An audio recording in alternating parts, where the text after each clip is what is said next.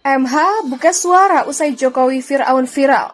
Saya dihajar habis-habisan, digoblok-goblok kek. Misalnya hasil pemilu itu kan mencerminkan tingkat kedewasaan dan ketidakdewasaan rakyatnya, betul enggak?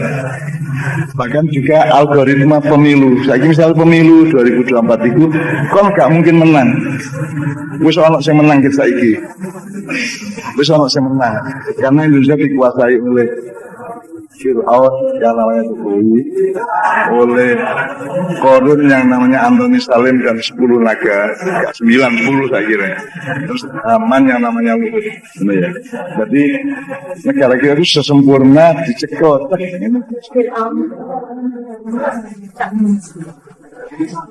Sebentar mau. Selesai ya.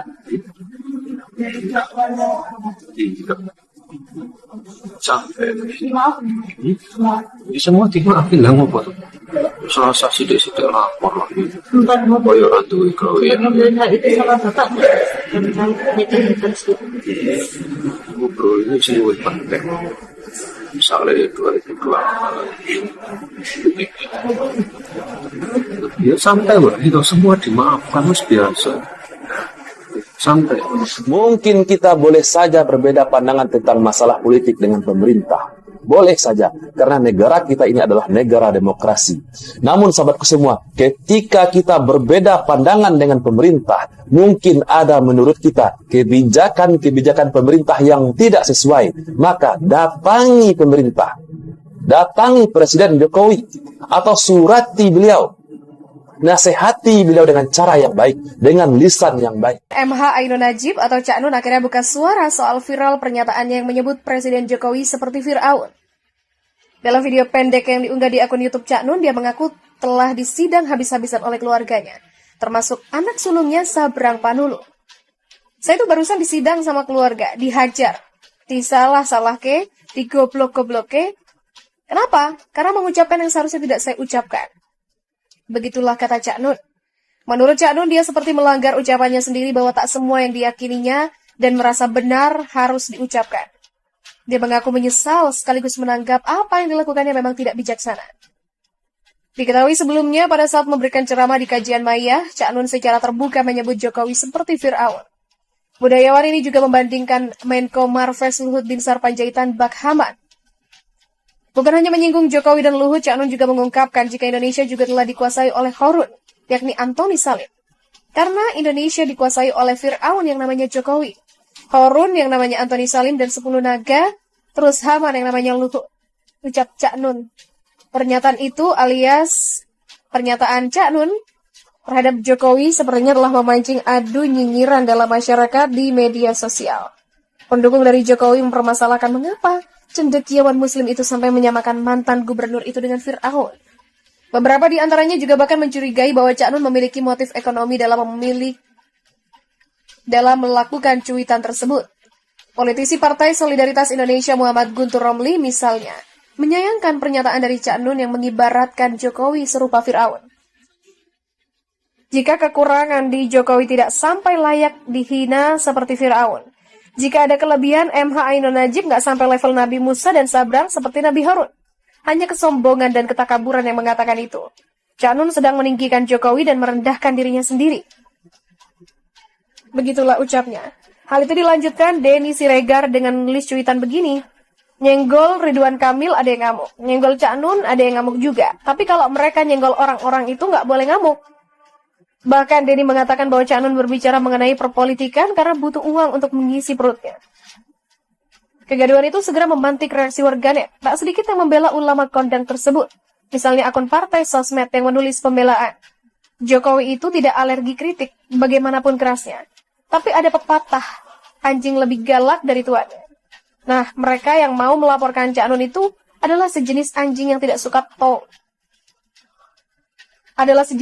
tidak suka tulang, tapi doyan kredit poin.